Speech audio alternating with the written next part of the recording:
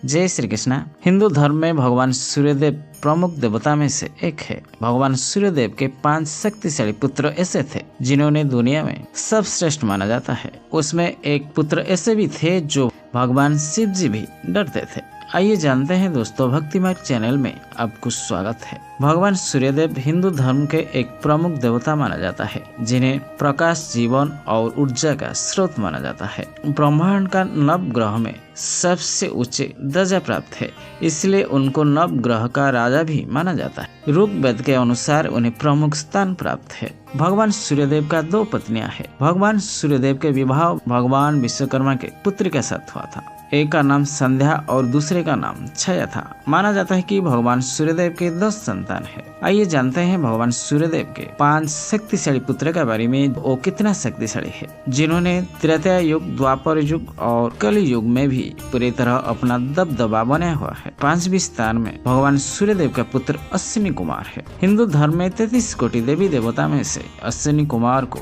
देव, चिकित्सक और आयुर्वेदिक का गुरु माना जाता है। हिंदू शास्त्र अनुसार भगवान विश्वकर्मा जी की पुत्री संज्ञा के विवाह भगवान सूर्यदेव का साथ हुआ था। विवाह के बाद संज्ञा ने भविष्यमय और यमुना को जन्म दिया था। संज्ञा ने सूर्यदेव के तेज शक्ति से बहुत ज्यादा परेशान रहती थी, इसलिए संज्ञा ने भगवान सूर्यदेव के तेज शक्ति को कम करने के लिए तपस्या करने के लिए हिमालय चली गई थी। लेकिन सूर्यदेव को पता नहीं था, इसलिए संज्ञा ने अपनी छाया को महल में ही छोड़कर तपस्या के लिए चली गई थी। लेकिन समय आने पर देवता को सब कुछ अपने दिव्य शक्ति से पता चल जाता है। जब सूर्यदेव को संज्ञा के बारे में संदेह हुआ, छाया को सब कुछ पूछने लगे, लेकिन छाया ने संज्ञा के बारे में सब कुछ बता दिया था। जब भगवान सूर्यदेव ने अपने दिव्य शक्ति से देखा कि संज्ञा घोड़ी के रूप बनकर हिमालय में तपस्या में लीन है, तब सूर्यदेव ने अपने ससुर विश्वकर्मा के पास जाकर अपने तेज शक्ति कम कर लिए थे। फिर घोड़े के रूप बनकर अपनी पत्नी संज्ञा के पास पहुंच गए और उनके साथ सत्संग किया था। इससे संज्ञा के घर में 3 संतान का जन्म हुआ था।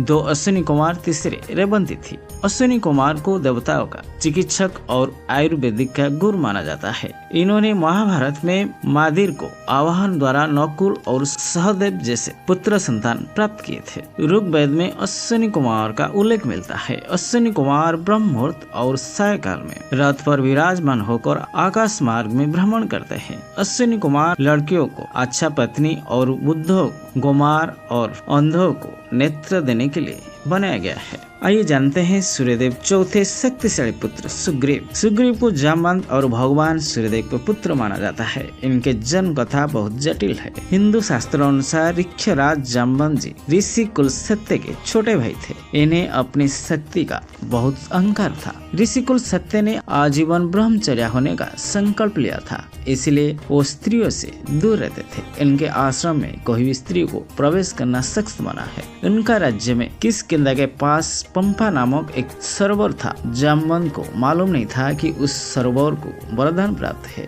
जो व्यक्ति उस सरोवर में स्नान करेगा वो स्त्री बन जाएगा। अपने उद्यम में एक दिन जामवंत जी सरोवर में गिर गए थे। जब वो सरोवर में बाहर आए, स्त्री बनकर जामवंत से सुंदरी जामवंती बन गए थे। जब भगवान सूर्यदेव की नजर जामवंती पर पड़ी, तब वो उनके रूप और सौंदर्य से मोहित हो गए थे और उनके संभोग से ही सुग्रीव का जन्म हुआ था। सुग्रीव शक्ति में जामवंत समान शक्तिशाली थे। रामायण में भगवान राम और सुग्रीव का अहम मित्रता था। उनका मित्रता निभाने के लिए भगवान श्री राम ने सुग्रीव भाई वाले को छल से वध कर दिए थे। सुग्रीव बहुत शक्तिशाली थे। सुग्रीव इतना बलशाली थे कि रामायण में राम और रावण युद्ध के समय सुग्रीव ने रावण मुकुट तक गिरा दिए थे, जिसका वाल्मीकि रामायण में उल्लेख मिलता है। वाल्मीकि वध होने का बाद सुग्रीव ने किष्किंधा पर राज किया था और वानर सेना का साथ साथ माता सीता का पता लगाने के लिए भगवान श्री राम की मदद की थी। और आइए जानते हैं भगवान सूर्यदेव के तीसरे शक्तिशाली यानी सूर्यपुत्र कर्ण के बारे में। महाभारत में कर्ण को सर्वश्रेष्ठ योद्धा माना जाता है। कर्ण के धर्मपिता पांडु और अंश पिता भगवान सूर्यदेव माना जाता है। दुर्वासा ऋषि के वरदान के कारण माता कुंती ने भगवान सूर्यदेव को आवाहन करके पुत्र के रूप में कर्ण को जन्म दिया था। लेकिन कर्ण के जन्म माता कुंती और राजा पांडु के विवाह से पहले हो चुका था। उस समय कुंती कुंवारी थी, इसलिए लोक लाज के भय से माता कुंती ने उन्हें नदी में प्रवाहित कर दिए थे। कर्ण इतने शक्तिशाली थे, रामायण में भगवान राम और महाभारत में भगवान श्री कृष्ण के बराबर बताया गया। कर्ण को दुनिया के सबसे बड़ा दानवीर के साथ साथ सबसे बड़ा योद्धा भी माना जाता है। गुरु परशुराम ने कर्ण को अपने सबश्रेष्ठ शिष्य मानते हैं। सूर्यपुत्र कर्ण ने इतने शक्तिशाली थे कि भगवान इंद्रदेव को भी हराया था। उनके पास गुरु परशुराम द्वारा दिए गए कई अस्त्र शस्त्र का ज्ञान है। वेद व्यास जी के रचित महाभारत में उल्लेख मिलता है कि कर्ण को अपने हिस्सा और अधिकार कभी नहीं मिला। वास्तव में हस्तिनापुर के असली वारिस कोई और नहीं, कर्ण ही थे। किंतु कौरव के साथ अपने मित्रता निभाने के लिए कर्ण ने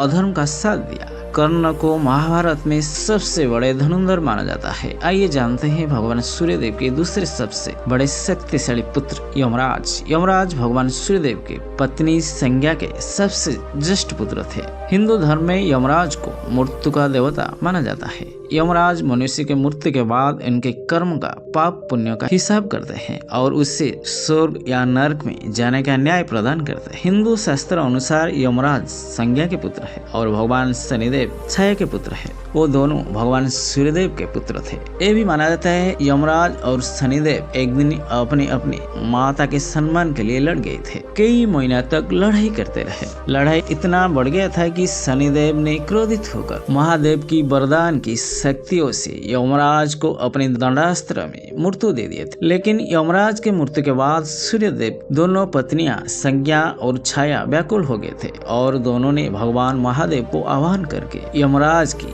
जीवन बचाने के लिए प्रार्थना करने लगे। लेकिन भगवान शिव जी ने प्रसन्न होकर यमराज को जीवित करने के लिए मना कर दिए थे। लेकिन शनिदेव ने शिव जी से कहा यमराज देवता के पुत्र है, लेकिन यमराज को कोई भी दैवीय शक्ति मिली थी और ना ही उसने अमृत का पान किया था। इस वजह से उनका मृत्यु हो गया है। उसी समय शिव जी और भगवान विष्णु मृत्यु के देवता का चयन करने वाला थे, जिसका आधार मृत्यु का समय चक्र को पूरा करना था। शनिदेव ने भगवान शिव जी से कहा कि यमराज ने मृत्यु के समय चक्र को सबसे पहले पूरा किया है, इसलिए न उनका जीवित होने का अधिकार है बल्कि उन्हें मृत्यु का देवता बनाना जरूरी है। शनिदेव के बातों से भगवान शिव जी और भगवान विष्णु जी राजी हो गए थे और उन्होंने यमराज को जीवित करके उन्हें मृत्यु के देवता का रूप में नियुक्ति कर दिए थे। इसी तरह यमराज को यमलोक प्राप्त हुआ था और यमराज को दक्षिण दिशा के दिक्पाल भी माना जाता है। महाभारत काल में पांडव के ज्येष्ठ भ्राता धर्मवीर युधिष्ठिर भी यमराज के आंशिक पुत्र थे। कुंती ने यमराज को आह्वान करके युधिष्ठिर का प्राप्त किया था। हिंदू शास्त्र अनुसार यमराज के जुड़वा बहन यमी थे, जो कि यमुना नदी के रूप में जाना जाता है। वैदिक काल में यमराज को